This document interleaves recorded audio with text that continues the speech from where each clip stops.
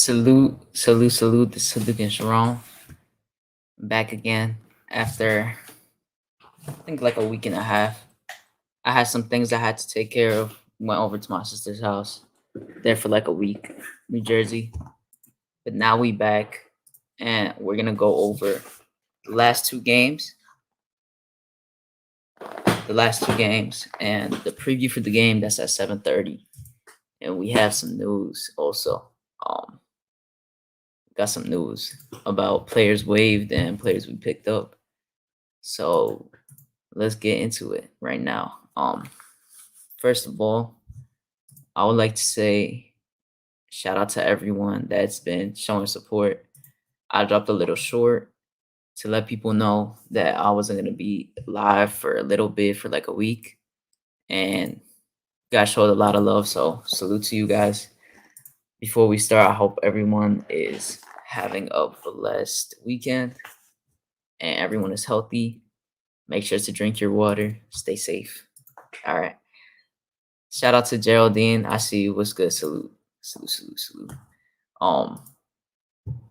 So I mean, I wasn't here for the last two games, so kind of gonna start off to talk about the game. I think it was. See what day it was. So I don't make a mistake. Games. Let's see real quick. I think the last time we played before the Pistons game was the 12th, right? Or the 11th. See real quick.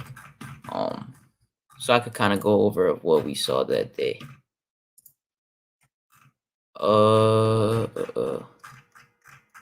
All right, yeah. I mean, I'll just talk about the Wizards, I guess. I don't know why I don't remember the last game we had before that, but we played the Pistons 2 days ago. We're playing the Wizards today. I'm gonna talk about a preview of it a little later. We already beat the Wizards once, and we beat the Pacers. I could start talking about the Wizards game, to be honest. Pull up the stats right now. This was actually a pretty fun game to watch, to be honest, because the Wizards were playing all their players. They didn't really set anyone out. They had their starters out. Randle didn't play this game, and we got to see Obi playing as a starter. And I think we learned a few different things there. I don't think he had a crazy game. I think he did decently. And right as I speak, we just got word on the street by Ian Begley that, let me pop this up on the screen right now. Look at this. This is the best news we've had. Let me show you right now. Look at this. Mitchel Robinson will play tonight, Tom Thibodeau says. So I'm actually really excited. I hope you guys are excited as well. We finally get to see Mitchell Robinson back. I'm actually really excited for this. That's actually good news to hear. So Mitchell Robinson is back, which is big news for us because he fractured his leg. He had one of I would say one of the worst foot injuries for a big.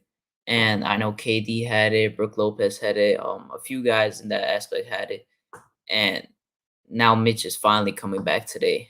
Don't expect him to play too many minutes. I would say he'll probably play 20 minutes, nothing too crazy. But I know this last game, Tibbs is still going to run the normal set, which he has been running. Because the way that Tibbs plays, just like he said, I don't care if it's preseason. I do everything my way. He has been running the lineups that I think he's going to run during the regular season. That's why we didn't see the rookies play a lot of minutes, and we only saw them playing garbage minutes. So today, expect to have a full-on starting lineup that we're going to have during the regular season on the 20th versus the Celtics. And we're going to talk a little bit about that tomorrow or Sunday when I do my next show, kind of previewing our first few games for the next season. But it's definitely exciting to hear. Mitchell Robinson was out for since March, I think. He was out since March. And Tom Thibodeau also said that Alec Burks is going to be out. So we're not going to have Alec Burks. We might see someone. Let's see if Quentin Grimes gets into that spot today. or maybe McBride. We got to see that. Um, so first, I'm gonna share my screen and show you guys. You guys probably talked about this and saw it in other shows, but I haven't been here for 1 week, so I'm just kind of gonna break it down. And if you guys haven't said salute yet in the chat, make sure to drop it. I'm gonna shout you guys out. I appreciate you guys for watching. J Boogie, the closer. What's good? What's good? What's good? Salute, salute, salute.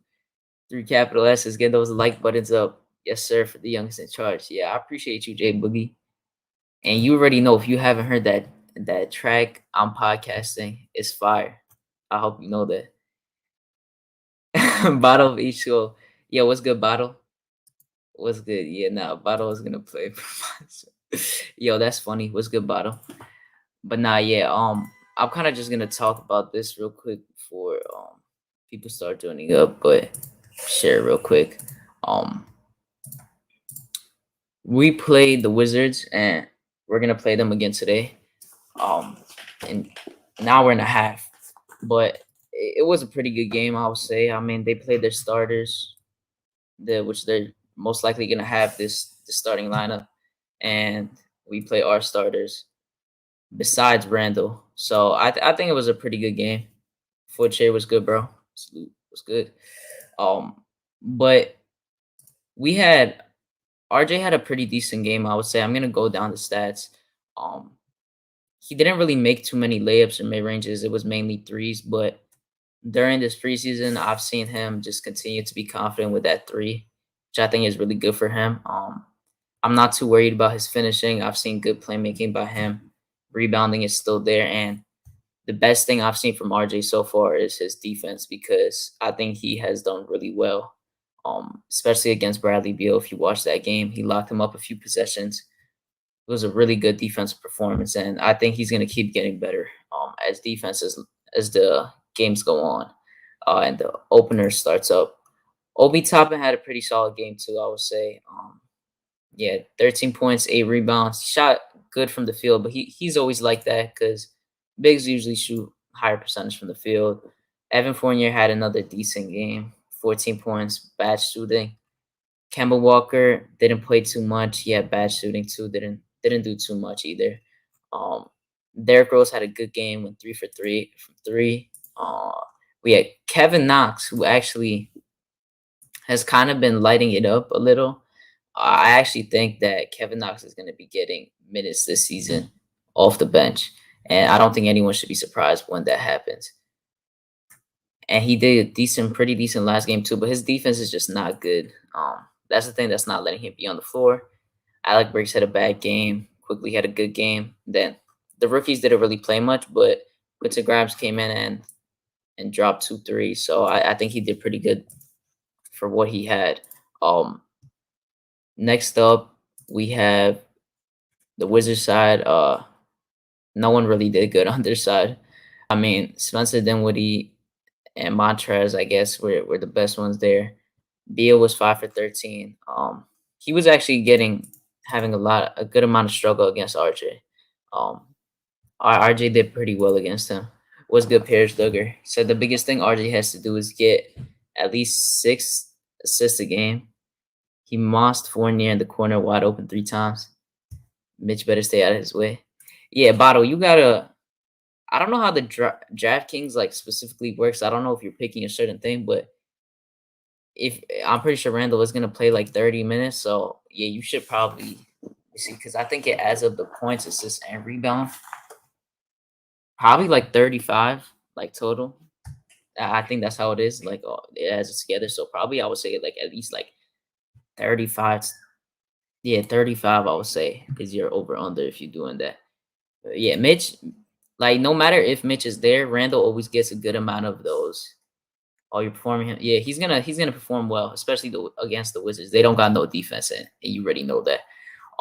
So he's gonna no matter what, Randall is gonna get rebounds and whatever in his points. Him, yeah, nah. Tibbs ain't playing him 48, but you know he's playing him 30 something, 100%. Yeah, that's definitely happening. But yeah, let's go to the next game. hide this real quick. The last game was on Wednesday. We versed the Pistons. Jeremy Grant actually had a good game. I'm not surprised at all. I think Jeremy Grant is going to continue to have a good game. Um, I mean, continue to average a lot. Next season, he's still going to probably average like 20. But we're going to see Cade coming in. But Cade has like a ankle injury and had liquid in it. So he didn't really get to do much in the preseason at all. He's not really going to play.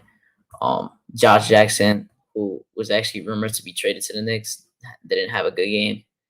Isaiah Stewart, I like him, but he did decent. Frank Jackson, Saban Lee, they were cooking. Kelly Olynyk is decent. RJ Barrett had a rough scoring game. I saw a few people worried about it for some reason. I don't really know why they were worried. It's just one bad offensive game. I'm really not too worried. But the thing that I liked is he still got 7 rebounds and has 6 assists. At the same time, without really handling the ball too much, he still ended up getting 6 assists. And he had pretty good defense as well during that time. D Coolest, what's good, bro? Salute. Shout out to you. Chop Low, what's good? What's good?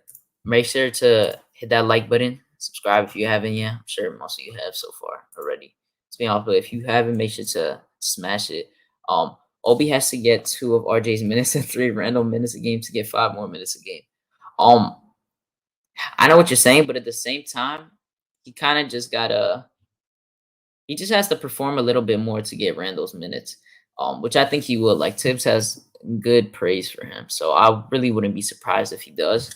I think he'll be fine. I really do. I don't think he's gonna have trouble getting it. He's definitely like, I do think that this season he's gonna have a little jump, and I think it's definitely gonna be really interesting. I'm actually really excited to see them play today. Yeah, no, I appreciate you, bro. You already know. Nick G was good. My guy Nick G was good, bro. So yeah, I kind of like the basis for this game. RJ had a poor offensive night. Randle, I don't know why, but a few people were worried for some reason about Randle.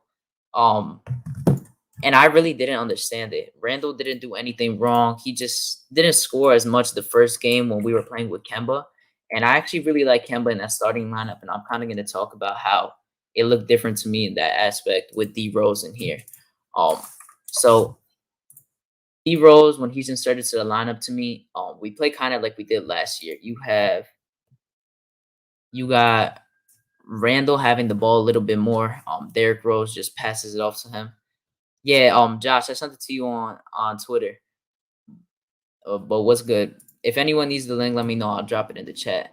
But yeah, Randle had a really good offensive game. He was barely missing. He shot efficiently. You already know he's a really good shot creator. He's a good tough shot maker. But the thing that I saw is that Derrick Rose was feeding him the ball a lot. He was kind of playing off ball. But let's look back at the first preseason game with the Wizards, and we had everyone playing. You have Julius Randle getting to spots a little bit more.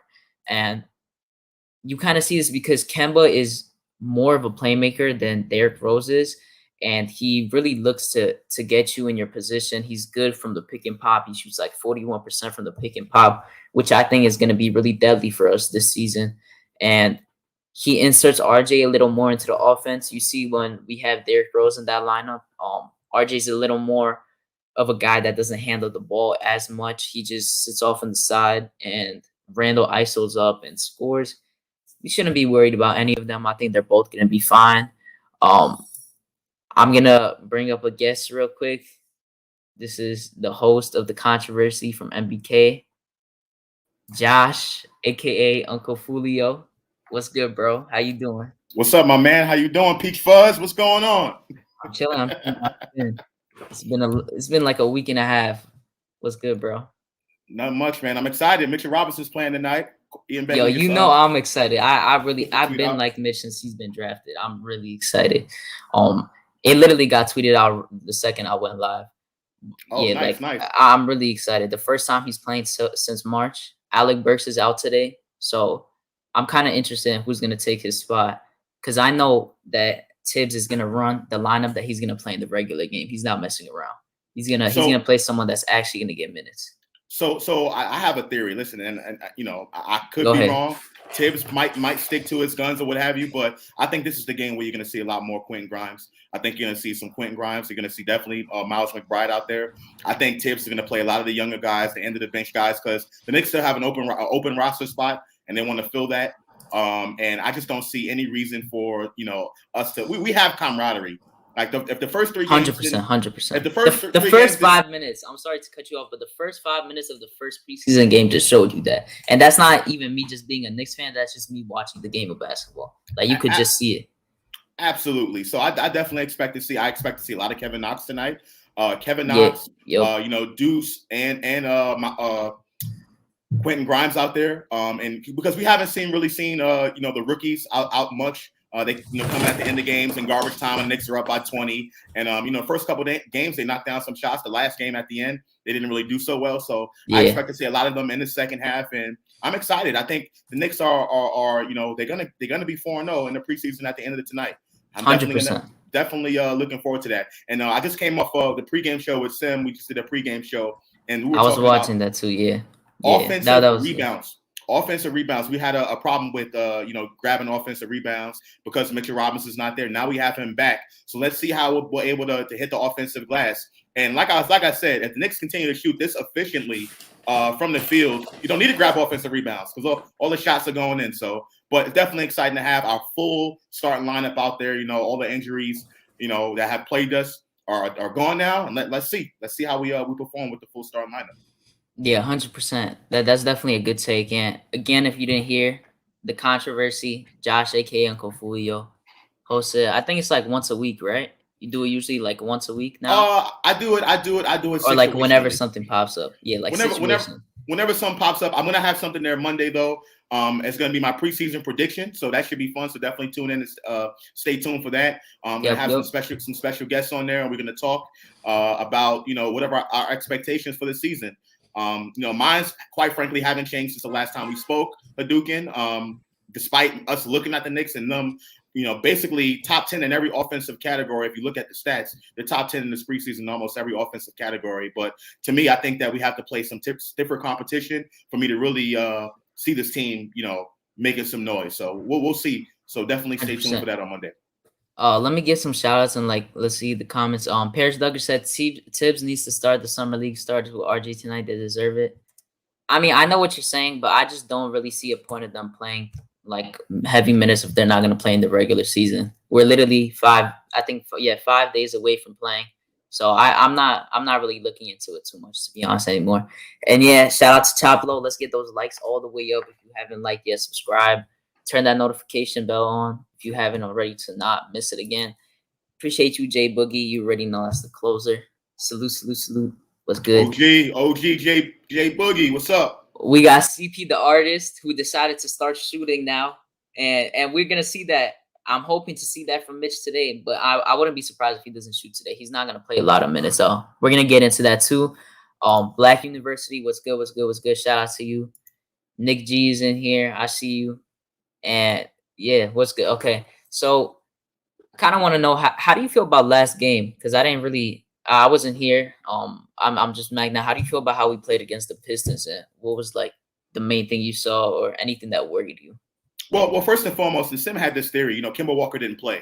And dating back to last season, we've seen how the team performs when you have Derrick Rose in the starting lineup. It's not the best possible situation for us to be in. We all love Derrick Rose. We love what he brings to this team, but he is much better suited off the bench. Even though, we had Derrick Rose out there, the Knicks were still moving the ball a lot in the first half. They just missed a lot of chip shots. We missed 23 shots in the paint, and we had some really, really good looks. So, our issue last game in the first half was, one, the Pistons were out hustling us. They out rebounded us in the first half. And two, we just weren't getting those shots to fall on offense. I think if we get those shots to fall, it's a different ball game. And the second, the most important thing for me out of all of that, we've seen teams, the great teams, they have great players. Julius Randle showed us why he's a great player and why come down the stretch and towards the end of the season and come playoff time, when the game starts to slow down, when you play teams who are able to hustle just as much as you, the game will slow down a bit, and that's when you need your best guys to take over. And that's what Julius Randle did, and that's why we won that ball game. His third quarter was absolutely sensational. amazing third quarter, won us that ball game for sure. Yeah, no, that's 100% because that third quarter he just made 3 after 3. He was making tough mid ranges. He was just going off like it's the usual. Like when Randle gets hot, he starts taking a lot of shots and he usually makes a lot in a row. Like it's fun to see. Like for everyone that was worried, which I really don't understand why anyone was worried from a preseason game. They're definitely not worried anymore, and I'm not. I'm not worried at all. One thing I would actually like to get to because the last thing was Julius Randle that I was talking about before you came in, so that's fine that we talked about him. But now I kind of want to talk about Taj. Taj has been going off during the preseason. That's not something I really expected. Like he gets his cool like 7 and 5, like whatever. He gets like that cool like single, but it's like impactful ones. Like he has the crazy fundamentals. You see it in the mid ranges he's taking. He's moving his feet. He's doing like a little hezzy, the triple threat. How do you think he's gonna get minutes? Because he's not really in the 10-man rotation right now. He's only playing right now because Noel and Mitch are out. But as we know, Mitch is literally coming back today, and Noel, I think he's out for rest or his ankle is really like an issue right now. I'm not really too sure about that part. So I think Taj will get minutes just the same way you've seen him. That's funny. The same way you've seen him in the preseason, right? It's going to be due to injury and or poor play, right? So Mitchell Robinson is going to be our starting center. I think there's no question about that. But you have to question, if Nerlens Noel is not doing some of the same things he was doing last season. I definitely expect Tibbs to go to Taj Gibson and say, go in and give me some quality minutes. We're not talking 20, 30 minutes a game, but maybe some 15 minutes for Taj Gibson. And it's going to be in lieu of injury, right? So and that's going to be the worst case scenario. But if that's the worst case scenario, how could you not be excited about that? Taj Gibson's been balling, right? So yeah, definitely would like to see Taj out there, but I don't think it's going to happen unless you have something substantial happen as far as injury. Me too. And kind of going back to what you were kind of initiating your first take, you were saying, I think we might see some more Grimes today, McBride.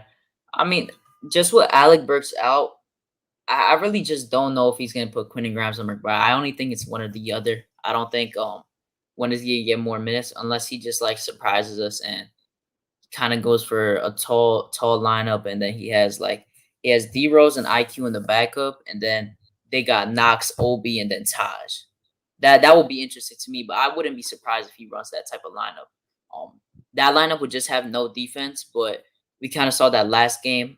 We ran a lineup similar to that, and we didn't have the best defense, but we had a lot of good hustle Right. and good help defense during that game. Let's see. Paris Duggar says, I would like to see us in a 15-point deficit, see our resolve and savviness. So start the summer league team. They will play this year because Rose and Kemba are brittle. I don't know if anyone got to hear it. I read a little tweet and a little about Zach Lowe. He was talking to Kemba Walker and was kind of talking about that he's going to give it his everything. It's not too much of his injury of him sitting out right now. I actually heard a story about him in the Celtics that it was just the coach not playing him while he was actually pretty well with the injury. So I don't know. I would be surprised if he plays over 60 games because I kind of predict him to play like at most like 62 to 65. But I think he's going to be around like that 60 mark. I don't really think we see more than that just for safety. But yeah, Derrick Rose had a good game. I don't know, like I've seen like videos of him practicing in the summer his 3-point shot, but like last season he wasn't shooting in people's faces. Like he's shooting contested threes. He's making tough shots, and his jump shot looks really nice. Like his 3-point shot looks smooth, and I just think that's a lot on his work ethic. We all know that. I feel like most of our players on the team, if not every player, has a really good work ethic, no matter what. Whether people say Kevin Knox has a low motor, which I disagree with. I just think that he has a tough time playing defense, and that's just what doesn't really get him into that. And just like other situations, but I think a lot of people on our team just work hard, and I think that's really important for us to continue getting better. We have a special guest, Nick G. What's good, Nick G? How you doing? Nick. What's up, man? What's good? How you been, man? Nick G? Haven't seen you in a minute. Can't complain, man. The kid good? Yeah, everything's good, man. Good to hear. So, how do you feel? How do you feel about how we've been playing? recently these last few preseason games? It's pretty good. I can't complain with the results. I mean, the offense looks good. Defense is my biggest question mark. I'm scared for the defense. I agree. Yeah, like I feel like the defense on the starting lineup doesn't really worry me like too much. Like I feel like the defense on the starting lineup, the help of help will be fine, but the bench scares me with defense because the bench just has too much liability. In my opinion, I think our starters will be fine. But it's like we got to give and take with taking out Reggie Bullock and Alfred Payton because as bad as EP was like offensively and his IQ, he was I would say a decent defender. He wasn't bad at all. He guarded the main point guard every time who was like scoring and going crazy on him. And then we have Bullock who was guarding the best wings every time. But that's what we get because I think we're gonna drop off from top 3 to like top 10. And if I don't think we're gonna drop down to top 15. I think we'll be like top 10. But I think our offense is gonna drop into that top 15 because I think we're gonna be scoring a lot more than we did last season. And I really wouldn't be surprised. Well, Hadouken, listen, the Knicks right now in preseason. Freezy is good. Oh, it's crazy. the Knicks right now are 8th in defensive rating in the preseason, 8th in the NBA, right? Yep. So listen, we just broke down all the numbers, the Knicks numbers, like all those numbers, categories, the Knicks are top 10 in. Offense, most of the offensive categories, they're top 5. So I think, and like I told Sim, this Knicks team can beat you multiple different ways. We can beat you, doing a transition game. We can beat you playing stiff half-court basketball where the ball's moving around, and we can get 30 assists a game, stuff like that. We can beat you going isolation with Julius Randle. He's the one that won us the game the last game. You know what I mean? So yes, I do think the defense is a concern. You are a little bit concerned about the guards and the wings giving up. The defense lanes. Is a concern. A little bit more of a concern than anything else. A concern saying that I'm not overly concerned, but it is an area of improvement that we definitely need to get better with. If there's any weakness, I would say that would be the one. So I'm not really, really worried. I think the Knicks will be fine because they can start to outscore teams now, right? Before last season, we couldn't outscore teams. We couldn't go bucket for bucket with the Brooklyns and the Phillies and those high-octane offenses in Denver and all of that. But now, as the ball's moving around and like the ball is going in so many different hands, we can beat you multiple different ways. So the Knicks they're gonna make some noise this year for sure if they can carry this on into the regular season. Yeah. I mean, I don't disagree at all. You said we were top 8 in defense. Defensive rating. Yeah, so like that technically means like I guess like I don't know top what in the defensive category in general, but like I said, I think we're gonna be like top 10, like in that lower end, like that 7 to 10 probably. Worst comes to worst, we'll drop down to 15. But I don't know. I'm not gonna take that too into hand because I know a decent amount of the stars weren't playing for some teams, so I'm gonna take that with a sleight of hand. But I think we're gonna be fine. I'm not really too scared. I'm just scared of the defense in the bench because the bench has a high level of offense, and I don't know. It kind of scared me because not last game, but I think it was the game before, or it was last game. But the bench, like you see, they're faster than the starting lineup, but they were playing a little too fast at one point, and they just couldn't score at all for like 5 minutes. They were chucking up threes. Kevin Knox was shooting threes, Obi, everyone. They just couldn't find offense. I feel like they were playing a little too fast. So I think they need to build up a little more continuity and just chemistry to know what they're exactly doing on that bench. I think it was more because Derrick Rose was starting that they were a little off because that's the game that Derrick Rose was starting and Kemba was out. So I think Tibbs definitely saw that because, they all watch film. So I'm just scared about that bench as good as the offense is. That's the main part for me that I'm worried about. Man, it sounds like somebody need to get a dog, bro. A dog? What? It sounds like you're scared, dude. What are you scared of, bro? Me? I'm not scared. I'm just saying that's a point. That's a point for our team where we Gaston, come here, Gaston. Come here. Hadouken need a dog. Come here. Yeah, that's funny. Gaston, come here. Hadouken need a dog. It's an area for improvement, Freezy. Yo, this new CP is funny, bro. He's at 30% salary to play some games. Hey, man. Hey, dude. I'm gonna send you a dog. My dog has never been to Brooklyn before, so I got a dog. Don't worry. Okay. Well, your dog must be. Hey, man. Your dog must be part-time, bro, because you sound terrifying. I'm not scared. I'm never scared about how we play. It's fun, but that's just the thing. You gotta you can't tell me that when you look at that bench, you're not worried that the defense is gonna be lacking. I'm just telling you. I'm just telling you from what I saw from that last game. Because look at that. Look at that 5 minute increment in that second quarter, or it was the third quarter where they just couldn't score. They were going faster than they even knew. Like they were just rushing. It was looking a little bad that big quarter. Dog. It's the NBA though. No matter how bad an NBA team is, and trust me, Detroit is terrible. They earned the #1 pick in the draft. They earned it, right? They didn't finish like 11 and went all the way to #1. They were terrible. They didn't even play even as bad as they are. They didn't even play Cade or Sadiq Bey. And we were still struggling somehow, which is a little worrying. But I mean, I'm not taking it into crazy account, but that's a little worrying. Right, but their bench had young players right on it, and our bench had young players too. I mean, even though Kevin Knox is not young in NBA years, he's young in human years, and he's got a lack of experience, right? And even though Obi may not be young in human years, he's young in NBA experience. Emmanuel Quickly is young in NBA experience. So when you say our young players, you know what I'm saying, they're young, but they had people missing and blah, blah, blah, right? But the Knicks also had RJ Barrett is still young, bro. You know what I'm saying? So for all the excuses we make for not blowing that team out. I mean, we blew them out. We imposed our will on them late. They couldn't get shots up. And think about this. That team still only scored 100 points as good as they looked in stretches. They still only scored 100 points. And if we hold teams to 100 points all season long, we'll be blowing teams. I mean, come on, man. I mean, I know what you're saying, but just a lot of teams, a decent amount got better. I think there's gonna be a lot of people that score more than you expect this season.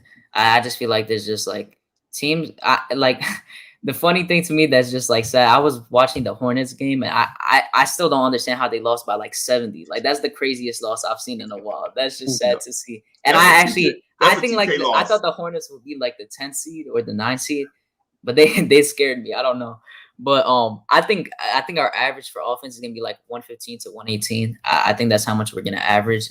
But that's good though. That's right, good. Yeah, that's right top 10 offense. That's what I'm saying. I think we could jump to top 10 offense. Yeah, we were at 105. Yeah. That's where I'm hoping our defense is gonna stay. I hope it's 105, 107, around there, because that's saying you have good defense. People don't keep people under 100. That barely happens right now. So Hadouken, another thing that I want to point out. I know we were talking about the offensive and defensive ratings, but the Knicks net rating in the preseason is phenomenal. It's top 3 in the NBA. Meaning not only are they scoring a lot, but they're still at least holding teams down, which makes the Knicks could possibly blow out a lot of teams this year. Which to me, I think that's what is going to separate the Knicks from being this kind of middle of the pack team to being a really good team. Come late in the season and come playoff time, where we start talking about seeding and how they perform, right? Because they're going to start blowing out teams. I think that the net difference. What's good, Hinton? Rating in between the defensive and offensive rating is 12 points. That's a lot. Yeah, that is a lot. No, that is a lot. I like the way we've been playing overall, just in general. You see the chemistry. I think the chemistry is mainly there, especially in the starting lineup. I think they got to figure some things out, but that's just how it's going to be. But Fournier to me has looked decent. I kind of just want to know the role he's mainly going to play. I think he's just going to be that guy they pick and pop and have in the corners, and him and RJ may interchange at times. I would hope that Tibbs is going to let RJ handle the ball a little more, which I actually think he might. But like I said, I like seeing Kemba in that starting lineup over Derrick Rose, because Randle actually gets to his spots and he doesn't really have to ISO. I want to see that a lot more. I want to see Randle in that post, and I want to see him finish more, because last year his finishing went down from the 2019-2020 season. I need him going more of that basket, and he kills a lot of power forwards. They can't guard him, and I think he's going to continue to show that. Whether he scores more points than last year or a little less, I don't care. I just want it to be about the same. I think he's still going to have an all-star season, and if he doesn't get it, it is what it is. But I think we're going to be fine. Nick, how do you think we're going to do today against the Wizards? We're going to kind of shift towards the preview, because I don't know how much did we beat them by last time. I think we beat them by a pretty decent margin last time, like 17 points. 10 or 20. 10 to 20. I'm getting checked right now. Who's starting for the Wizards? I don't think they came out with it yet, but I'm expecting, like last time they had their whole starting lineup. They had Beal, Kuzma, KCP, Dinwiddie, they had Gafford and Dinwiddie. Yeah. So their whole starting lineup. So that's like, to me, I think where we struggle or will struggle this year is those fast, speedy guards. Yeah. I'm not really as worried about Dinwiddie, because you can more or less muscle him with guys like Fournier and RJ. Same thing with Bradley Beal. Bradley Beal is just going to be a little bit more slippery and hard for Fournier and RJ to hold down. So to me, anytime you have those speedy guards, I'm concerned about teams like Toronto, Chicago. The Kings a little because of De'Aaron Fox. Well, I'm just thinking Eastern Conference teams. I'm all about where we seed in the Eastern Conference. Right. Maybe Hornets. the Hornets. Yeah, Hornets. They're a really fast like team. So fast teams I'm worried about. I'm not really worried about the Wizards. The Wizards we match up well with. And we can also out-muscle them. So like all that flexing from Gafford with Mitch in there or Noel in there, he's not flexing no more. And I'm sorry. And our bench is so much better than their bench. They had their defense overall was like their main problem last season. Like, I don't think scoring is ever going to be a problem for them as long as they have Beal. I think Kuzma is kind of going to go back to the form he was in his first 2 seasons of the Lakers. But Kuzma is always an up and down guy. He seesaws. He seesaws, teeter-totter. He's going to have bad defense. The whole team is not going to have good defense. Yeah. Gafford had I was getting mad because Gafford got 3 blocks in a row that game, and they were just putting up dumb layups. Like, it was so obvious. And he was just getting free layups, and he was getting mad hype. Like, I like him as a player, but it's like, I don't know why they were just putting up dumb shots like that. It was getting me mad. Same thing with Montrezl Harrell. Like, dude, forgot about him. Montrezl Harrell is a nobody technically. You know what I'm saying? Like, this guy was all pick and pop, like pick and roll, just dive to the basket, no IQ whatsoever. He bullies people. That's his main thing. He bullies people. He's not. I can't say he has too much skill. Like, he has some skill around the basket. Like, he can muscle and get his angle to get a dunk or something like that. But you see, like, for me, like, when you look at the Lakers from 2020 when they won the chip, there's a reason why they won with Dwight and JaVale McGee. Because those are the types of centers that work around AD and LeBron. And that's why they just got as bad as DeAndre Jordan has been the last few years. And Dwight is still a good pickup right now. They're going to do better with them than they have ever done with Drummond and Montrez. They couldn't even play them. And you could say that both of them are much better than DeAndre and JaVale individually. But team fit is the thing that matters. And they just don't fit with a lot of teams. Can I say something about the Wizards real quick? So listen, they still got a lot of guys out. Hachimura's not playing. And Davis Bertans, he got paid a huge contract, which he was definitely overpaid last season. He was trash he was really bad last season. He has potential. He has potential to do something, right? He's not a scrub or anything. I know we were talking about getting him a few years ago because of his shooting and being a stretch floor. So don't sleep on him. And they still got Denny, right? So listen, the Wizards, I think they can still put up some points, but I think the question is going to be their defense. And like Nick said, I think we can outmuscle them, we can outscore them. And we can definitely blow them out. I don't see the Wizards being any type of threat to the Knicks or anybody in the Eastern Conference for that matter. But don't sleep on them though. Black Mamba, we got a game at 7:30. We're playing the Wizards, and if you guys haven't dropped a like, make sure to drop that like button. Subscribe, that notification bell. That like button. We're gonna go back live in a few days. I think probably Saturday or Sunday. I gotta see or Monday, it depends. And we'll go over what we have done today. Do you guys like Freezy or Nick G or anyone like? Is there anything that like stood out to you guys from these last few games? Like, is anyone Yes. worrying to you? No. Like, is any player worrying, or do you think someone is going to surprise us during the regular season? Yes. Go ahead. You Okay. got it. All right.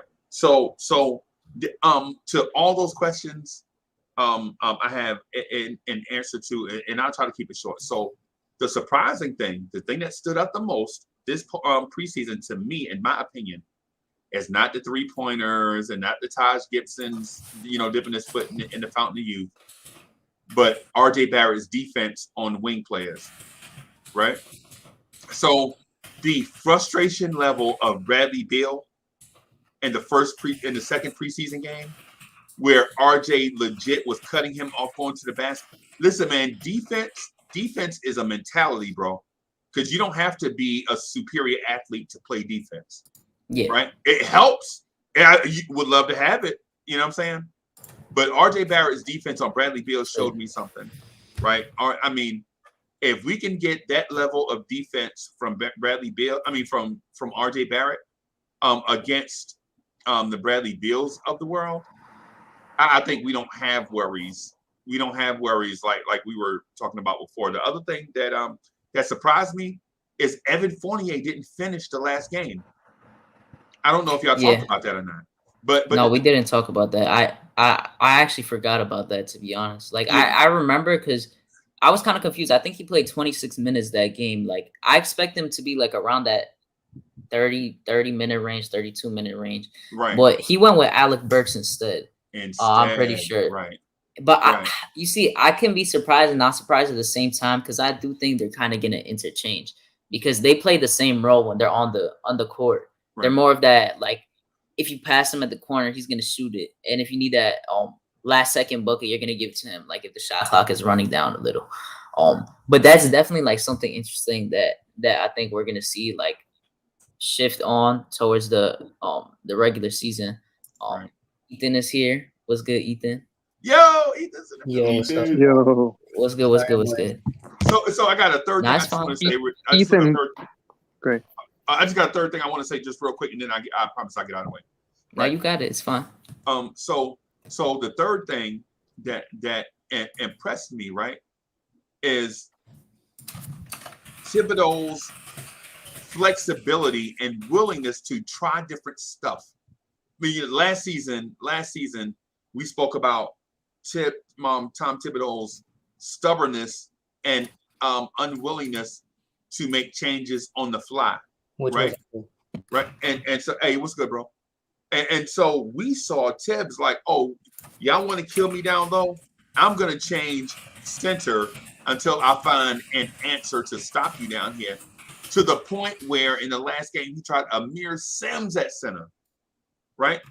And we were like, when I saw 25 on the court, I had no idea who it was, because I had never seen 25 enter a game, right? So Tibbs went from Taj trying to defend those young, spry athlete, young bulls down low, to Jericho Sims trying to defend those young, spry athletes down low, to Amir Sims, which in last season, we would have been like, give you an example. Last season, we played Phoenix in Phoenix. It was a nip and tuck game, right?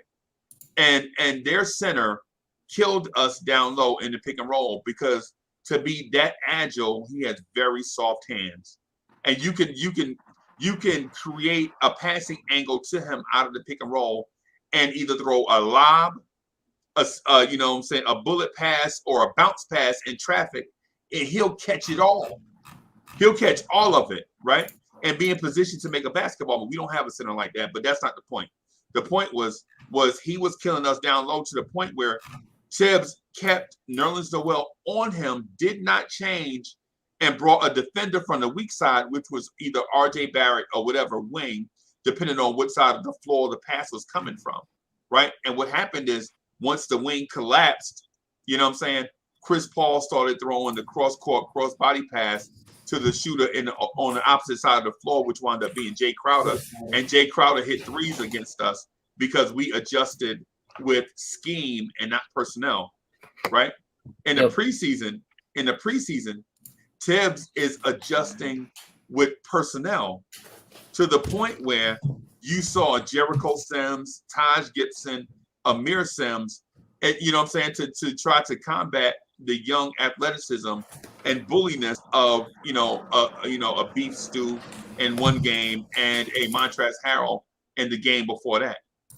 I just wanted to throw that out there. He even though it's the preseason, it's still a milestone. The fact that Tibbs actually was willing to be flexible with players as opposed to being flexible with scheme. Yeah, 100%. Salute to Chuck. I see you in the chat. What's good? He said he's still stubborn, but I do agree. I was kind of surprised that he was giving Knox the minutes that he got. But then once I saw that and him making threes, it kind of just like reminded me of the beginning of last season, because Knox was actually getting solid minutes off the bench in the beginning of the season, like the first half before the All-Star break. And he was doing pretty well in the beginning, but then he had a few ice cold games and then he got completely out the rotation. Yeah, his defense, like you still see like his defense is like, it's worrying. Like you can see he still has trouble guarding a decent amount of players, even though they might not be like high up in that skill level. But you see him playing Amir Sims. You see him playing what's his name? The other Sims. I don't know why Jericho. I don't know why I just forgot his name. But he's definitely testing out a lot of different players that could be inserted into the lineup. And they actually just released the starting lineup for today. Like 20 minutes ago, they said Kemba, Fournier, RJ, Randle, and Gibson. So I mean, like we thought, Mitch is gonna come off the bench. He's probably gonna play like I say like 20 minutes. And I see him practicing hook shots. They posting videos of him practicing hook shots, which I like to see him practicing, because that's like the next step for Mitch, which we're gonna transition to in a little bit. The next step for him is to get like some offensive bag. Like he needs to do like show us something. Right now. Yeah. But Ethan, is there anything you would like to say about the preseason or the game that's about to come up? Anything you want? So sorry, my bad. I saw you sent the link. I just had like a 3-hour practice, so we have a game tomorrow. So I'm really sorry. I like didn't catch up with anything. I just you don't gotta worry about it. Don't worry. I just saw that Mitch is in the starting. Mitch is playing, which I'm like really concerned Ethan, about. what position are you playing on? I'm playing 2 guard. Yeah, he's like 5'8". Right? 5'8". 5'9", my guy. Hey, you 5'6.5". I'm still taller, so that's fine. It's weird because my point guard is like 6 foot and I'm like the 5 and I'm a 5'9". Yo, Chuck, this dude Chuck is funny, bro. If you take that's funny. But continue. Go ahead. So the preseason, I saw in the first game against the Wizards, Knox actually ran the horn set really well. He was actually being able to move off the screens pretty well, and then Tibbs added a lot where Sims would be able to high screen left, and then he would just cut after instead of just going straight for the roll after the first screen. So he'd set 2 screens and then roll, and then he's a lot more patient than Noel was last year when he comes off to the screens. I'm actually really impressed with that, especially with Sims, even though he didn't look that great to me last game. Kind of sucked. But yeah, it's pretty much all I could say, really. Tibbs, I knew that he had more plays in his bag just because he spent a lot of time where the Warriors coaching staff studying motion offense. So I'm pretty sure he had the plays. I just didn't think he had the personnel last year, considering that last year in that Houston game we tried to run Spain pick and roll and it went horribly. Yep. So yeah, that's pretty much all I got. I just think like you could just see, I mean, Knox, I think, is always good at this. He's good at like stretching the floor. Except there's like some moments. I remember a game from last year. I don't know if it was I don't know which game it was specifically, but there was one game where we had him playing good amount. He played for 2 minutes, and this was like in the second quarter. And this was when he was getting a good amount of minutes. He came in for a few minutes, and he legit could not get open or any distance. He was just running around, and they were sticking to him so well. And he just couldn't get space, and he just got taken right off the floor. He did not play again that whole entire game. And this was when he was getting like 15 minutes a game. At that point, like he was getting decent amount of minutes. But you can see like the way he comes off picks and he sets up his shot on the arc or whether it's the corner or not, like he can read a pick and pop really well. I like the way he does that. Hey, dude, can I introduce something else too? Yeah, go ahead. I ain't trying to talk you out of death, bro, but I'm excited about RJ Barrett. No, you're fine. You could go ahead. RJ Barrett is my guy, man. He actually was concerning to me this preseason, but what I was going to introduce is look at Knox's screen setting. So I noticed it in the first game where last year Knox would avoid contact and flow ridiculously, to a certain space on the floor where a defender occupied space. Now he is setting screens where defenders actually have to be aware of Kevin Knox. And it's not like these guys are not like, oh my God, I don't want to get screened by Kevin Knox. It's more like they're not getting hit by straight right hands, but they're getting hit by jabs. You know what I'm saying? So it's not like they're getting punished physically. It's just they just have to be aware of Knox now. So the small distraction that Knox offers in his screen setting also opens up the flow of the offense for the ball handler and creates mismatches for Knox on the opposite side of the screen. Whereas you could just run the floor without having to be aware of physical contact. Now they have to be aware of physical contact from Knox and be present of Knox flowing away from the ball and be aware of the ball handler making a play on the other side. So it's getting Knox these looks that he didn't get last year because he was not savvy enough to create or flow to open space on his own. Yeah, he also had a few good hustle passes. Like he initiated a few fast breaks that we ended up scoring in. I don't know. I just think he's gonna get. Like, I don't know if this is a hot take, but I've been thinking this for a little bit now. I feel like Knox is gonna get more minutes than Grimes this season. I just really have a feeling that that's not a hot take at all. That's not a hot. Because I know some guys. That's not a hot take. That's not okay. That's fine. Because I know like some people like say like no matter what they want Grimes to play on. But I really think that Knox is gonna get a role. I feel like if he didn't get a role, I feel like he would have just been traded for something. I think he's gonna play a role this season, and I'm hoping the best. Yeah, it could still happen, but this is the last season. Like no matter what for him. Are you saying that Quentin Grimes is gonna get splinters in his behind? Yeah, it's gonna be tough. Like you saw a game where we were up 20 something. And the rookies only got 4 minutes at the end of the game. Like, and that was with Noel out and that was with Mitch out. So I don't know how we're gonna find time to play them unless both Kemba and D Rose are out. So you're saying Jericho Sims is gonna get the most minutes out of all the rookies? Yeah, I don't think that's a far of a too far from imagination.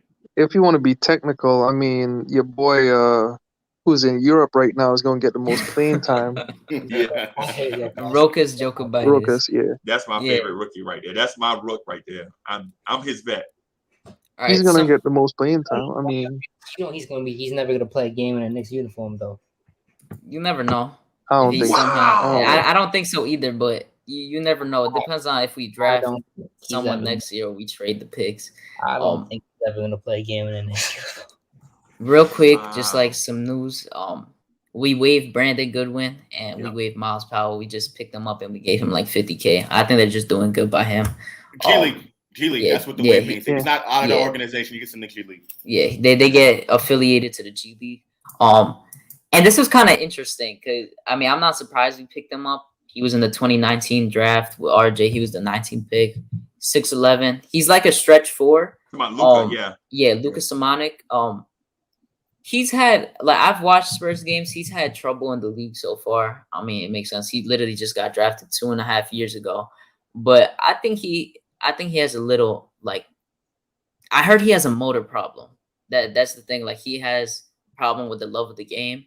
That's what people are questioning. But I seen someone on Twitter. He was like posting clips of him like guarding Julius Randle and other players, and he shows effort on defense. He's kind of like a stretch too at the same time.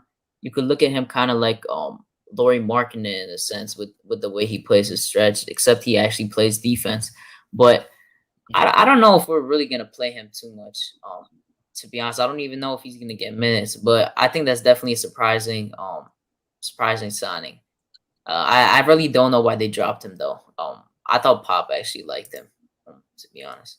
What's good, Cully? Salute. You're What up?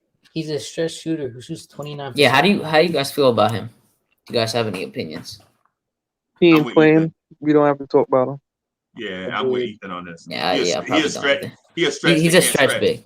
He's a stretch big that can't stretch. Yeah, Three, bro. he's said to be a stretch big that has only shot like 28% from the three. I'm pretty sure since he came into what the I league, will which say, is tough. it is low risk, high reward, though, right? Last season, I want the Knicks to go out and do something like that. We've seen Kevin Porter Jr. Houston picked him up from Cleveland. I wanted him.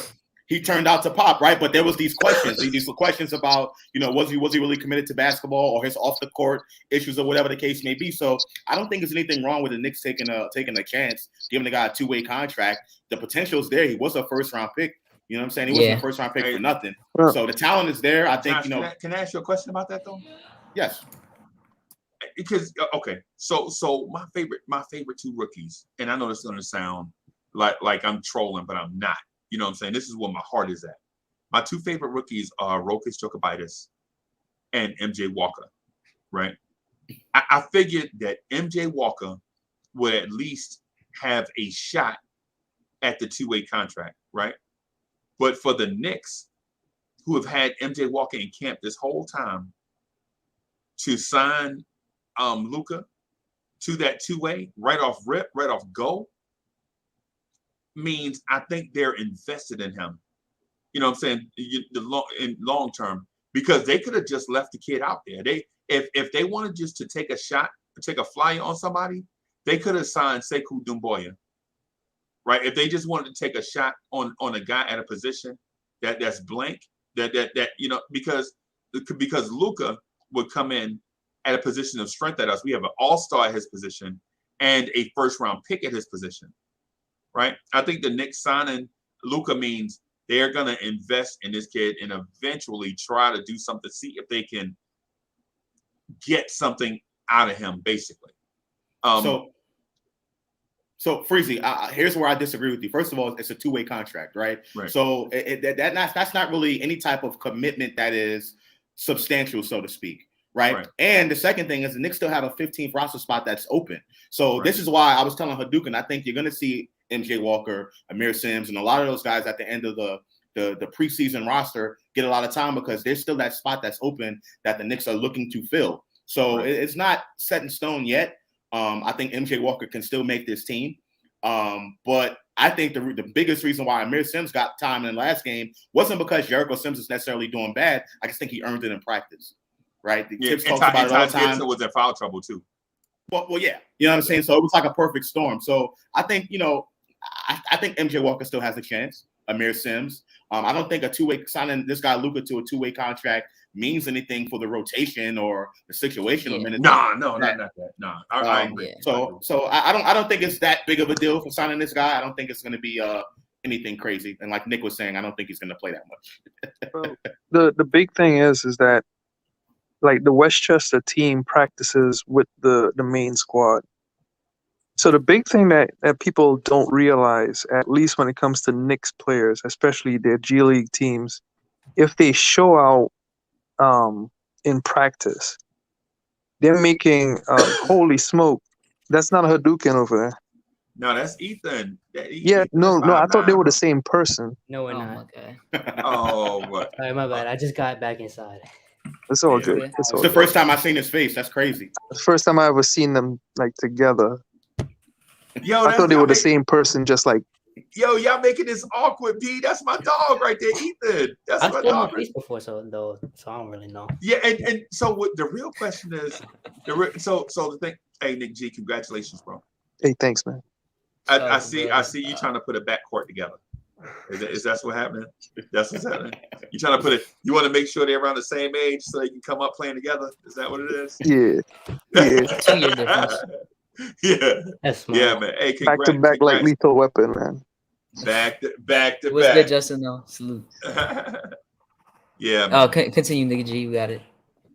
So the thing is like when you talk about like if you show out in practice and people don't realize like, and that's why I used to call Frank Tim Tebow. He never showed out in practice. Never. He never was good in practice. Everyone, you want to give a guy like run, and everyone start him, play him. He never earned it in practice. He was trash. So I looked at McBride, who a lot of people I feel like he's the new Ntilikina.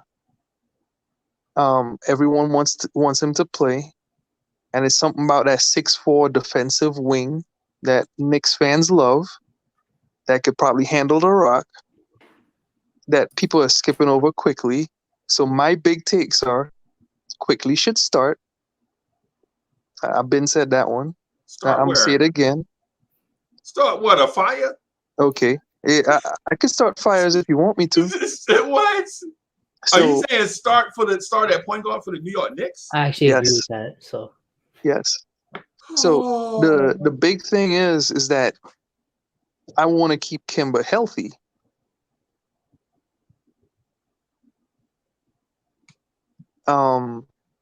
But the big, like y'all, people are gonna skip over this, but Emmanuel Quickly is developing into a really solid guard. His People passing, look at yeah. his shooting Of course. numbers. Well, you said start though, Nick. That's different. Okay, I well, agree with that too. let you me got tell you Chuck. something. You got Chuck hold on. riled up now. Hold on. Okay. Let me tell you. So I wanted to respond to Chuck because I heard Chuck yesterday too, or Yeah. during the last game. Chuck said how Quickly couldn't shoot. But then when you look at it, how many guards do you see playing full court on defense?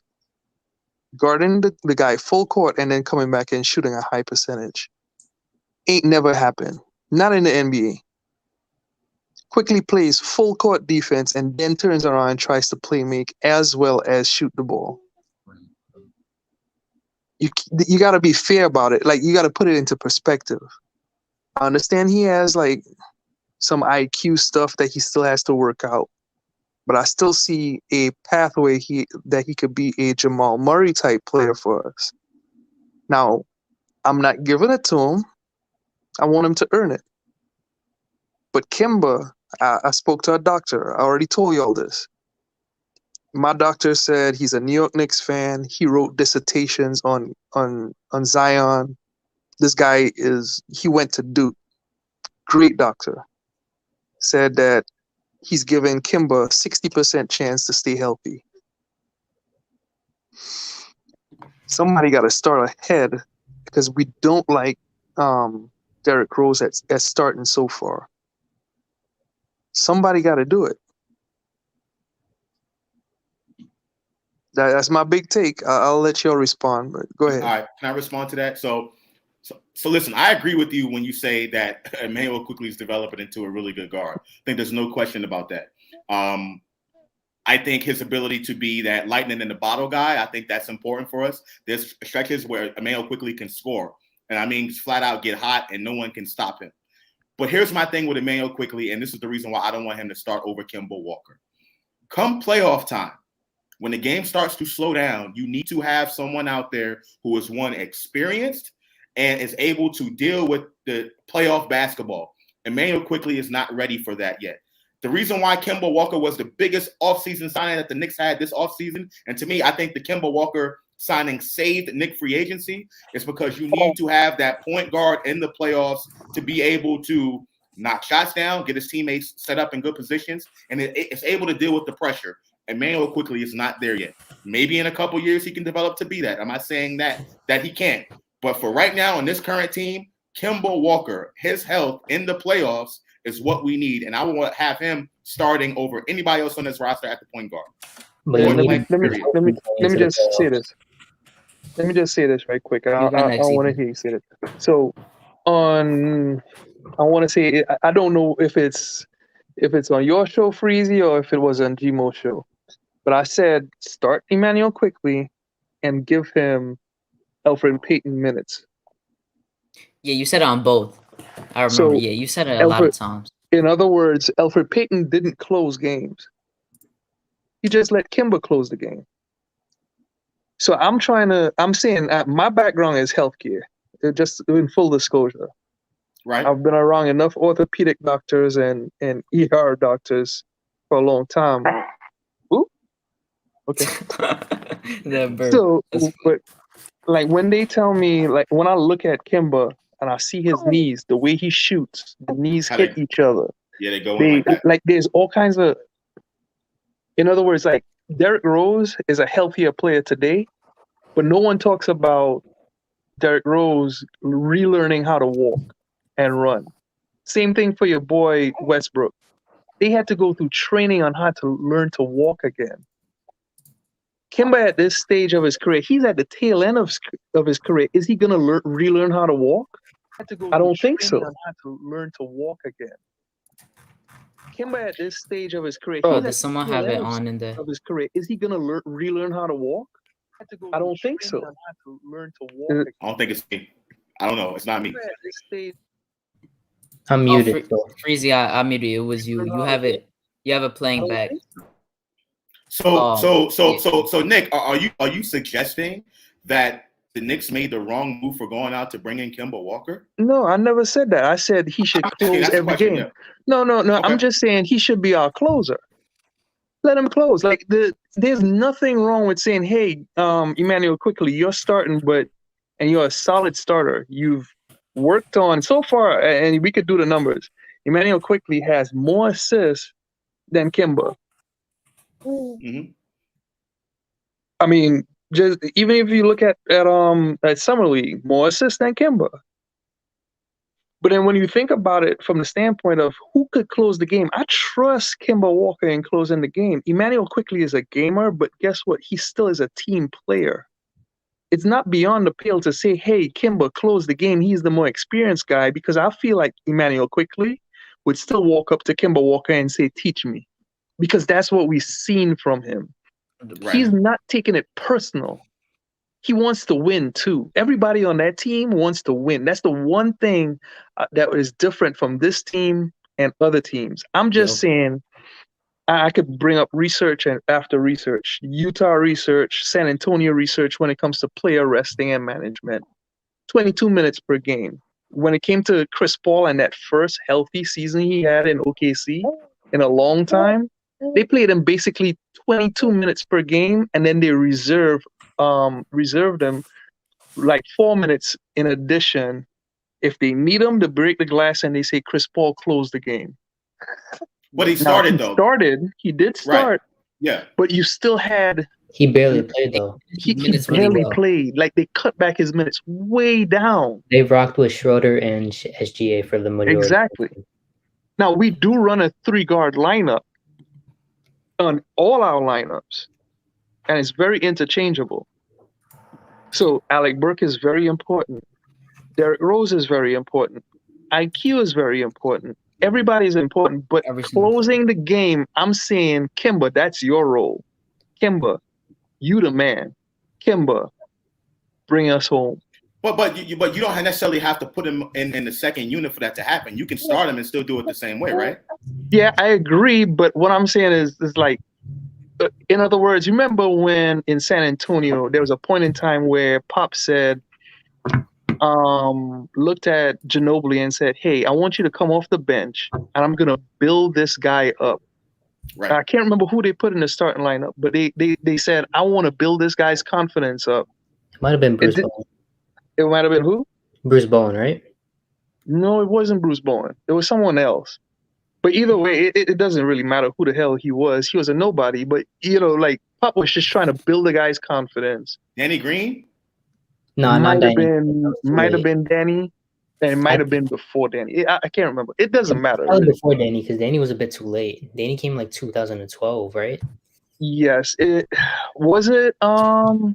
they want to chip with the guy. But anyway, look, it doesn't matter. All I'm saying is you building Emmanuel Quickly's confidence by saying, hey, start. He's getting experience. And Kemba is still closing the game. He's bringing it home. That's like a win-win to me. And again, you could split up the minutes any way you want and still do the same thing. But in this particular situation, I'm just saying it'll be interesting to see IQ start, and then Kimba bring us home.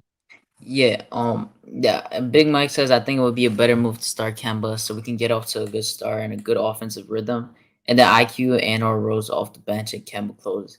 I think that's like the main basis that everyone like in the Knicks like world is like fine with right now. Like I know that Nick G, you've been saying like that quickly starting thing for a while now. You see, like I don't want him to start now, to be honest. Like, I kind of want to build quickly up still. I feel like it's fine to start Kemba now, but if Kemba is out, I would start quickly over D Rose 100%. Just in my opinion, and see how it flows well together. Eric G, what's good, Eric G? Prayers out to Eric G because he actually broke his foot Oh God, last man. week. Yeah. Softball. Get well soon, bro. Get well soon, man. Yeah, well soon. Salute, Big Mike. I see you. If you haven't dropped a like, make sure to smash that like button. Subscribe, turn that notification bell on. We're gonna be going for like another like 15 minutes, and then the game is gonna start in a bit. So we're gonna end off after. But Hey, I'm about to get off. And I'm gonna keep on listening, but I wanted to say one more thing, Josh. I've been watching your show, and I don't feel like you're that controversial. I like it. Thank you. Yeah, I saw that in the chat. So I need more controversy out of controversy. Like, if you're gonna come with controversy, make something controversial. Like, fire Tibbs or something. That's not what everyone else says, but I appreciate it, man. Thank you. Yeah, I appreciate you, Nick G. All right, y'all have a good one. I'm gonna see you y'all later on. All right. Yeah, but peace out. Right. Says I disagree. Oh, he want okay. So this is my friend. He said, give quickly the opportunity to close the game. I don't think he's ready yet. Melo to be didn't even honest. close the games last year. Yeah, like if you look at what Melo, like Nick G says this all the time. Melo doesn't even close games a lot. He never just because he's not year. ready to close games yet. As good as his skill is, his passing, and his shiftiness, he's just not ready. In my he was too unreliable. Just like IQ, IQ's not ready to finish and close games because he still doesn't have the best IQ. Like, no pun intended, but he literally doesn't have the best IQ right now. And I think we're better off just continuing with someone who's finished games and hit buzzer beaters and has pretty decent IQ, in my opinion. Not only that, but the decision making. I don't know if IQ is a part of what you were saying, but Emmanuel Quickly's decision making. We've seen his shot selection be very, very porous at times. Now, listen, he can get hot, he can light it up from the logo, but when those shots aren't falling, we always question the shot selection. So you can't have someone out there. Yeah, you can't have someone out there that's doing that when the game is close and he has that habit. So I don't know about IQ closing games yet, not yet. Yeah, I don't think he should be closing games for a little right now. I think we have our bases of who's gonna be closing out games. I think we're fine right now. I kind of want to shift off to the last topic basically. Mitch is playing today for the first time since March. What do you really want to see today? And then what do you want to see during the first few games of the regular season? How do you think he's gonna shift from that injury and gaining a lot of muscle and mass to his upper arms and all that good stuff?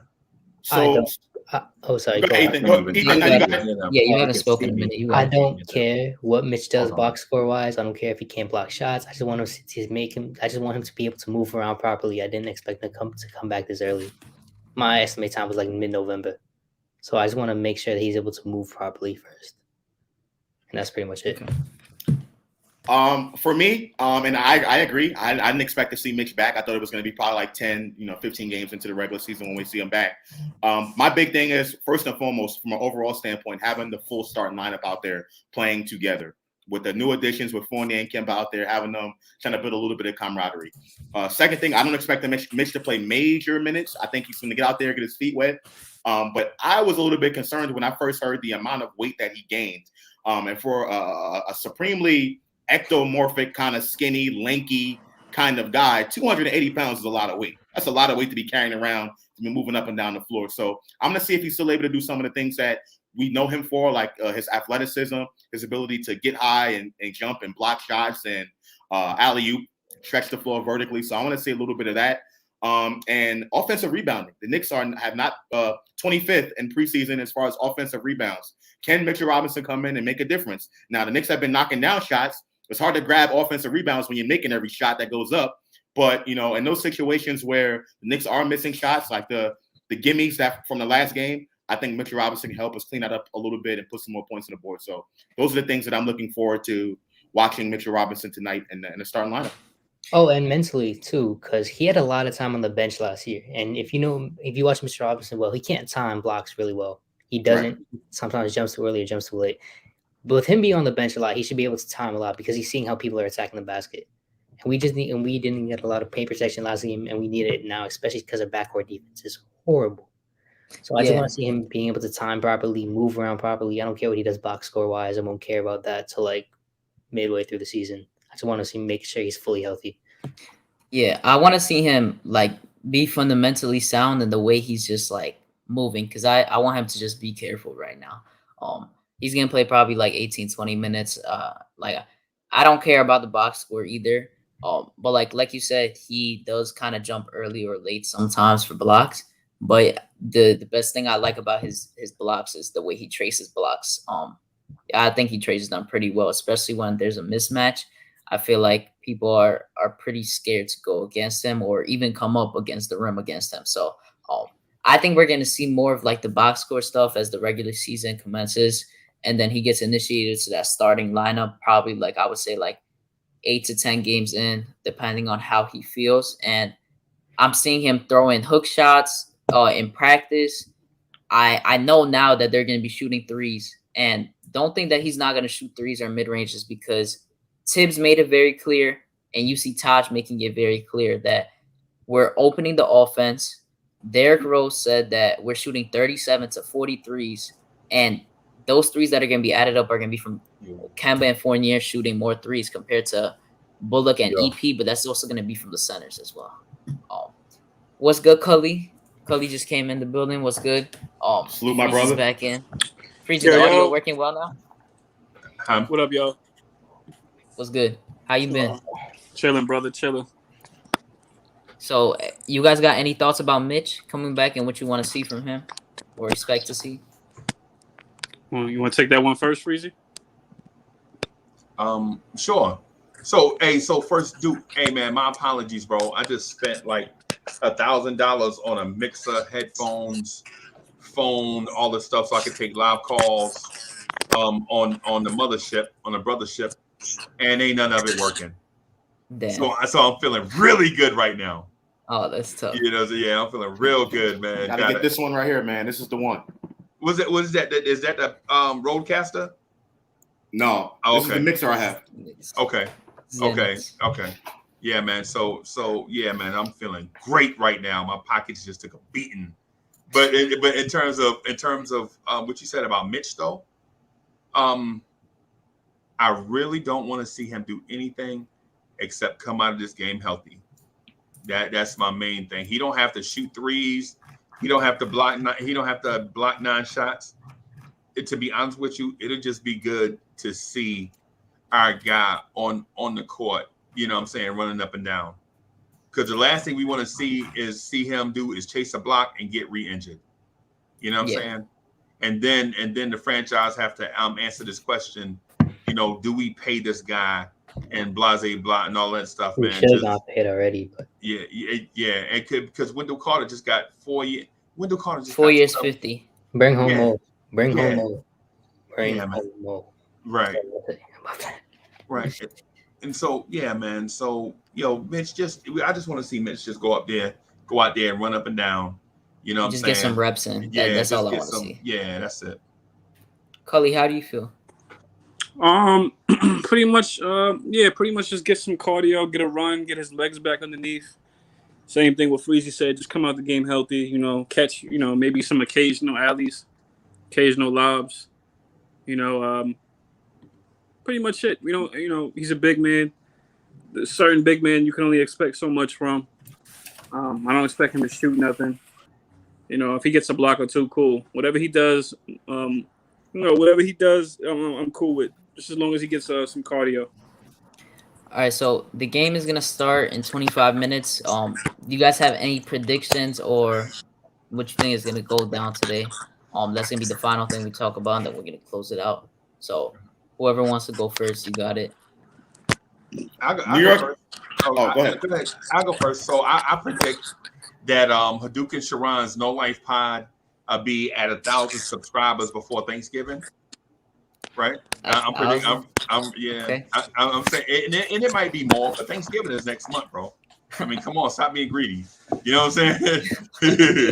That's funny. Now I appreciate it. Yeah, That's funny. and so I also predict that this Ethan height conversation won't just end at 5'9" with shoes on. You know what I'm saying? I'm thinking, you know what I'm saying, in like 6 months, Ethan to be on the ESPN radar. Like, you know what I'm saying, a 6'1" guard, 6'3" in shoes. You know what I'm saying? Maybe a 2-star. Ethan, don't be greedy. You know what I'm saying? You can't just that growth spurt gotta go. Yeah, you can't just jump straight to 5-star, bro. You got to start. You know, you got to crawl before you can walk, bro. You know what I'm saying? But in terms of the Knicks and stuff, what I predict is the Knicks are gonna blow this team out from go. I think you're gonna see the young kids play. And I don't know which young kid is going to shine. In my heart, I think Grimes is going to show the world something tonight. If Tibbs plays Grimes he's got that look on his face and he's got something to prove. Because last year's late first round pick proved something to the organization in preseason and in workouts. Same pick too, 25. Yep. And this year's first round pick is not getting minutes. You know what I'm saying? So Knicks fans like myself that live and die by this are questioning the Grimes pick. You know what I'm saying? And if Grimes has any dog in him, he don't want to be questioned. You know what I'm saying? He want to go out and show something, prove something. And so it's not, and I know it's gonna sound crazy, but it's now or never for this young kid's reputation, because he's not gonna earn minutes during the season when the rotation is already set. Yep. He's gonna be situational as a mug. You know what I'm saying? Dudes going down, back-to-back games, come in and do. This game right here is gonna be the showcase game for the cats that want to get on the radar, because they are not on the radar. They are gonna be, you know, showcased, and me and Cully joint splinters in your behind. They are gonna be the dudes getting pushed down, you know what I'm saying? Yeah. Mushed in the face and the splinters in your behind video, right? Unless they do something tonight. If they don't do something tonight, we'll holler at them in the off season. It's just simple as that. Yeah. Since Mitch is coming off the bench tonight, I'm actually interested to see how Rose quickly knocks Obi and Mitch line will work, because that's probably the most athleticism we're probably going to have on the floor. I agree. Probably some of the best athleticism we're going to have on the floor. So I'm interested to see how Rose is going to set them up. That's a lineup where we could try to run if Mitch was healthy, but we're probably not going to run. But if Mitch was healthy, we could run with that lineup. That's pretty much all I got to say. I got to head out. I'm going to go clean up real quick, and I'll see y'all later. So, yeah, Later, Ethan. Peace out. Appreciate you. No. Josh, you got it. I know you've been waiting to say it. All right, I'm going to make a bold prediction. I'm going to say, well, not bold. The Knicks are going to win the game. I'm going to say the Knicks are going to win 119-108. Obi Toppin's going to go for 20 points tonight. I think the first time he's ever scored 20. Yeah, because I think there's going to be a lot of bench situational guys tonight. I think the Stars are going to get some rest. They're going to start off the game, but it's not going to be as many minutes as we've seen. Knicks are still going to score 120 points like they've been doing. But I'm saying this is the game for Obi to show out. 20 points. Okay. Put it in the air, make it happen. Cully, what you think? Okay. If they rest the if they rest the vets, I think the youngins will show out. They kind of been waiting. They kind of been itching to play, so I think they'll show out. As far as score, I can't really give a score because I just can't call it tonight. I can't call it tonight as far as the score. But I got us winning though. All right, so Josh said that he thinks that Obi is gonna go off for 20. Who do you guys think is gonna go off today? Kemba's not playing, right? Rest. He is playing. Alec Burks is the only one not playing. Alec Burks not from what playing. they So said. okay, so it's only right. Grimes, I Grimes. guess, comes in, right? Grimes comes in after Alec Burks, right? Yep. Unless We assume. 28. I don't know, to be honest. I Right. wouldn't be surprised if they just put Kevin Knox in there at the 3 and then just play D Rose and IQ Or I will MJ. say, and Obi and Mitch. I will say Kevin Knox could go up tonight. You know, if he gets burned. I mean, he's playing good so far. he can give you, some three. He can probably hit 3 or 4 threes back to back. You never know. Yeah. He could show something tonight. So I would like to see Grimes though, because Grimes is he's newer. I want to see what the other ones got. I want to see what the youngest got, man. That's my opinion. Yeah. Let's see. Paris Zucker says start quickly instead of Rose. Rose has to be our second unit. Rose isn't starting today. Kemba is actually back today. He's gonna be in the starting lineup. It's gonna be him, Fournier, RJ, Taj, and Randle. I'm predicting that we're gonna win 123 to 107. I think we're gonna beat them by like 16. I think that RJ is gonna have a good game of bounce back on the offensive end. Because last game he had a little trouble. And I think he's gonna continue to rack up those assists. I think he's gonna average 4.5 to like 5 assists this season. I think he's really gonna be able to do that and continue averaging 6 rebounds. But I think he's gonna have a good game, and I think that Quickly is gonna have a good game too because he had a bad one last game. I think he's gonna bounce back as well. So we're gonna end off the preseason 4-0. And 5 days later, we have the regular season start. We're gonna have a whole other show in a few days for that. I'm really excited. And if you're a Knicks fan, you're not excited. I don't know what you're doing with your life, to be honest, to not be excited about it because we have been disappointed for way too long. And these last 2 seasons, especially the one coming up, is gonna be one of the best ones we had in a while. I'm really excited for this, and yeah, I think everyone should be excited about it. Hey, you mind if I plug this struggling YouTube channel that I got? Yeah, go ahead. Yeah, so the vibes and stuff. Yeah, so I gotta your man's Uncle Freezy has this Knicks YouTube channel, man. I get on there, a couple people, what I'm saying, every now and then we get on. I mean, my man Cully graciously came through and hosted the Knicks Tonight podcast. So I'm saying that, of course, tongue in cheek, but we're gonna jump on and do a watch along in a few minutes, right?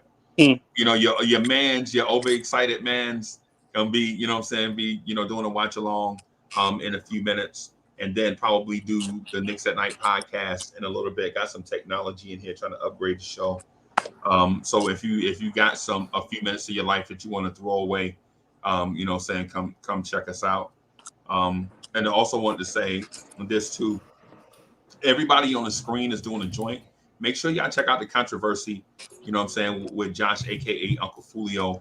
It's dope, right? 100%. But if you touchy and you real sensitive, just come in guarded, because Uncle Fulio don't play no games when it comes to these opinions and stuff, right? I'm just saying that, right? Because he don't pull no punches, and for cats like myself, that's kind of what I like. And shout out to Cully, who hosted the Knicks at Night podcast with last night. Subliminal. Right, with Subliminal 209. Rob the Nick got out of the mothballs and showed up, man. Yeah. And so shout out to Cully, and Cully got his own joint too. Man, make sure y'all check out Cully's channel. He got the lemon pepper freestyle up. That's fire. And Keys to the City is the joint. I almost didn't recognize. I was like, yo, that's Cully with that's Cully. Just get ready for that J Boogie times Cully collab to come out. And I'm gonna be fire. I'm gonna be running that when it comes out. You already know I'm gonna have that up.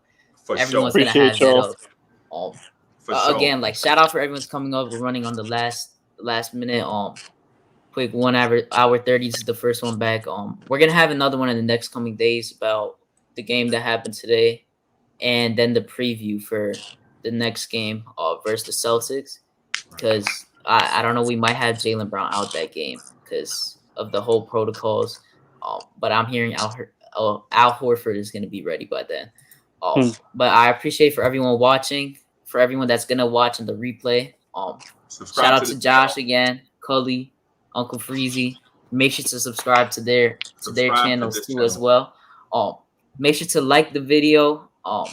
Subscribe if you haven't subscribed yet, and hit that notification bell Right down. right down there, and we'll catch you next time.